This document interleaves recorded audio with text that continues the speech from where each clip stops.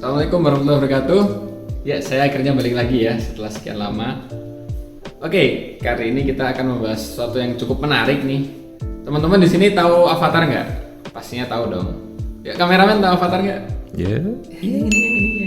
Yang kayak gini, yang kepalanya botak, ada panahnya ini kan. Bukan yang biru-biru itu ya, bukan. Ini kita bahas Avatar The Legend of Aang.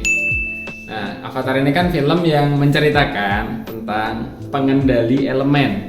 Nah, elemennya ada 4. Ya pasti teman-teman udah pada tahu ya. Elemen air, tanah, api, dan udara.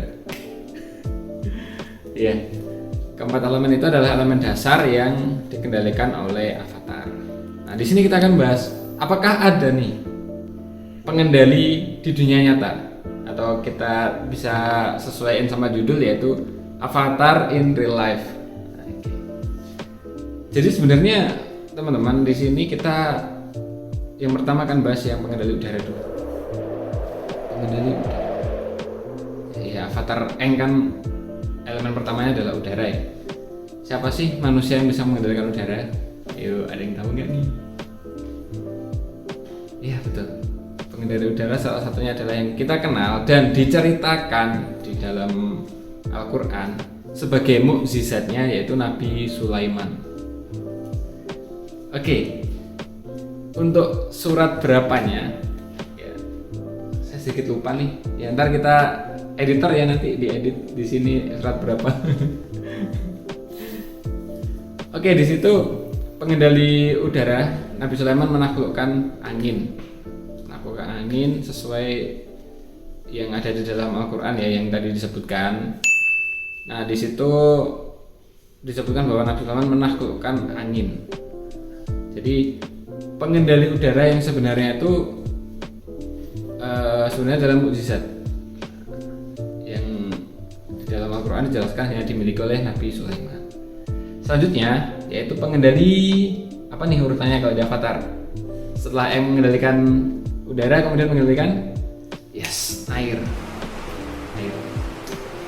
Air di sini yang bisa mengendalikan siapa aja? Nah, ini dalam sebuah kisah di dalam Al-Quran juga ada, di dalam kisah Tanah Jawa juga ada nih. Oke, yang pertama kita bahas yaitu Sunan Ampel. Sunan Ampel ini bisa mengendalikan air dengan cara berjalan di atas air. Dia berjalan di atas air, di situ dikisahkan dia berjalan di atas air tanpa basah sedikit pun. Luar biasa ya. Terus kemudian kisah selanjutnya yang diceritakan dalam Al-Quran adalah Nabi, masih pada tahu dong, Nabi Musa. Nabi Musa membelah Laut Merah menggunakan tongkatnya. Nah, ini termasuk dalam mukjizat dalam Islam. Ketika dia dikejar oleh Raja Fir'aun, Nabi Musa mendapatkan wahyu untuk membelah Laut Merah. Terbelah Laut Merah, kemudian Nabi Musa lewat dan pasukan Raja Fir'aun lewat, kemudian lautnya tertutup kembali. Keren ya. Kemudian yang ketiga, Avatar The Legend of Aang belajar mengendalikan apa? Tanah. Pengendalian tanah ini kira-kira siapa ya kalau di real life ya? Di sini kita akan bahas dari tanah Jawa lagi, yaitu Sunan Kalijaga. Kenapa dia bisa mengendalikan tanah? Karena dia bisa mengubah tanah menjadi emas. Bisa googling aja ya kalau cerita lengkapnya. Nah, yang pasti waktu itu Sunan Kalijaga sedang menyamar sebagai pedagang ya, pedagang rumput dikisahkannya tuh. Kemudian dia mencangkul tanah, dan tanah yang dicangkul nanti berubah menjadi emas. Oke, nanti kita akan bedah satu persatu nih bagaimana sih sebenarnya kalau kita mengendalikan elemen-elemen tadi ya. Oke, lanjut. Selanjutnya adalah pengendali api. Paling panas nih. Ya kan? Pengendali api. Nah, siapakah yang bisa mengendalikan api? Kira-kira siapa ya? Oke, kita akan ambil dari Al-Quran dulu ya. Di Quran dikisahkan bahwa Nabi Ibrahim tepatnya. Nabi Ibrahim pernah dibakar oleh Raja Namrud. Saat dibakar, Nabi Ibrahim dapat mukjizat dari Allah. Mukjizat, ketika dia dibakar dia malah merasa dingin. Kok bisa? Nah, ini adalah mukjizat dari Allah. Berarti api bisa dikendalikan dong ya. sama seperti elemen yang lain. Nabi Ibrahim ketika selesai dibakar, semuanya pada kaget tuh, kok masih hidup baik-baik aja, nggak ada yang kurang sedikit pun. Nah, seperti itu. Kemudian siapa lagi nih yang bisa mengendalikan air? Ya, Sunan Kalijaga lagi. Disebutkan di situ bahwa Sunan Kalijaga memiliki tubuh yang kuat dan bisa bertahan ketika dibakar menggunakan api seluruh tubuhnya. Oke, sekian dulu ya contoh-contoh manusia maupun nabi yang pernah dikisahkan di dalam kisah Tanah Jawa maupun di dalam Al-Quran, yang pastinya pasti benar ya kalau di Al-Quran.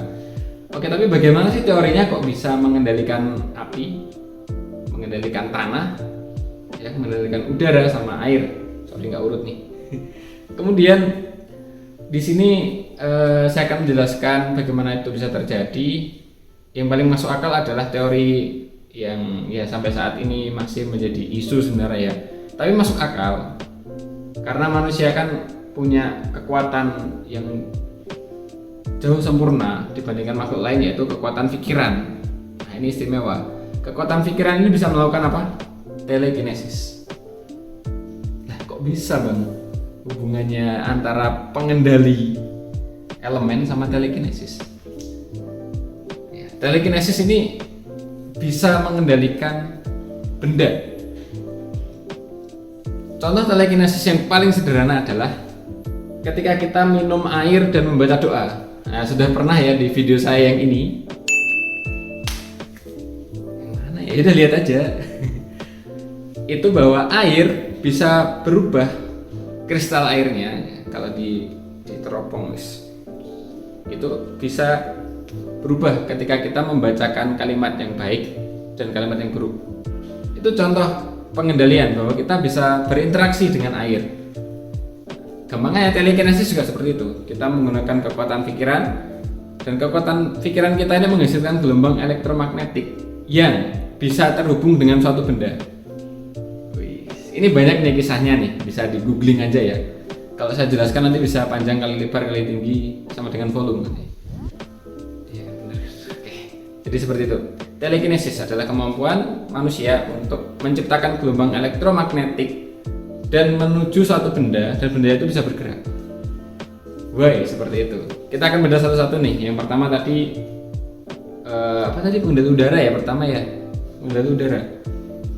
Bagaimana Allah bisa memberikan mukjizat kepada Nabi Sulaiman untuk mengendalikan angin.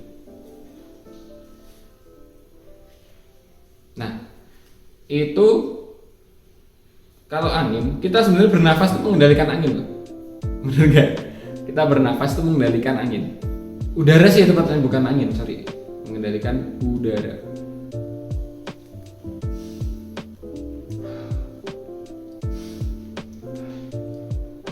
Kemudian kita mengeluarkan gas itu juga udara ya, sorry. Baunya nyampe sana kayaknya nih. Oke. Itu contoh pengendalian udara ya. Kalau kita manusia biasa seperti itu. Kalau kita telekinesis, kita bisa berbicara dengan angin. Ya. Nabi Sulaiman bisa mendengarkan suara semut. Itu perantaranya juga melalui udara. Nah, itu kita bisa pakai gelombang otak, menciptakan elektromagnetik dan berhubungan dengan udara sehingga kita bisa mendengarkan suara semut. Kita bisa mendengarkan dan berbicara dengan angin, seolah-olah kita berbicara nih. Itu telekinesis. Kemudian telekinesis untuk pengendalian air, ketika kita membaca doa, kristal air akan berubah. Bagaimana jika kita meningkatkan kekuatan tadi, kekuatan otak kita, elektromagnetik, kemudian kita bisa berinteraksi dengan air dan bisa mengubah air. Bagaimana Sunan Ampel ya? Sunan Ampel itu bisa berjalan di atas air tanpa basah karena dia bisa menciptakan gelombang elektromagnetik dan berbicara dengan air sehingga air itu berubah menjadi es. Teorinya seperti itu. Dan dia bisa berjalan di atas air tanpa basah sedikit. Kemudian gelombang elektromagnetik telekinesis yang ketiga yaitu berhubungan dengan tanah. Kaki kita menginjak ke tanah, kita bisa merasakan nih. Wah, ini kasar nih. Ini tanah yang lunak. Ya kan, tanah yang keras. Kita bisa merasakan sebagai manusia. Bagaimana jika kita bisa merasakan tanah berinteraksi mengeluarkan gelombang elektromagnetik kepada tanah, dan kita bisa merasakan keberadaan, misal kita beda tembok nih sama tetangga sebelah, seolah-olah kita nempelin kaki di tanah ini, kemudian kita bisa tahu lokasi di sekitar tanah, sama persis kayak pengendali tanah di Avatar, yang ngajarin Avatar, siapa namanya ya, yang buta itu, kalau nggak salah ya.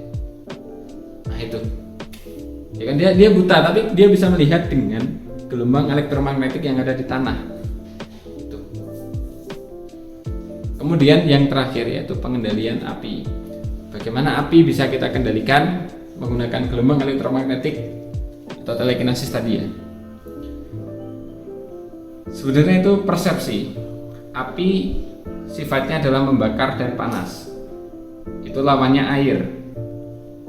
Nah, persepsi ketika ada panas, sama kayak orang-orang debus, itu sebenarnya tetap panas, cuman dia mengubah persepsi api. Jadi dia bicara dengan api supaya sifat panasnya itu hilang ke dia aja. Jadi itulah ilmu kebal api seperti itu. Dia menciptakan suasana gelombang otak bahwa tubuhnya ini kuat dan berbicara dengan api supaya sifat apinya yang membakar ini tidak ada. Tapi tetap panas, tapi tidak membakar. Caranya seperti itu. Oke teman-teman, mungkin cukup panjang penjelasan dari saya. Semoga Anda mendengarkan dari awal sampai akhir. Dan terima kasih. Sampai jumpa. Assalamualaikum warahmatullahi wabarakatuh.